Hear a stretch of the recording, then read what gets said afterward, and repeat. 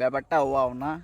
এই যে এমন একটা প্লেস, এখানে কেউ আছে শুধু আমি আর আমার জানটা, ঠিক আছে?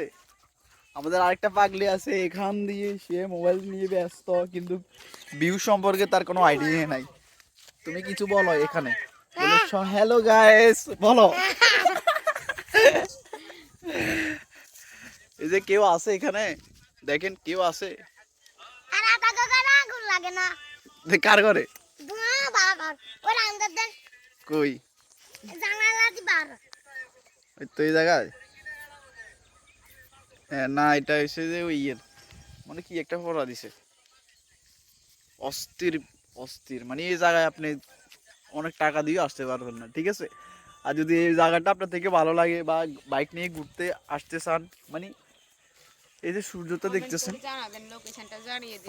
কমেন্ট করে জানাবেন। অবশ্যই আমার বউ বলে দিচ্ছে।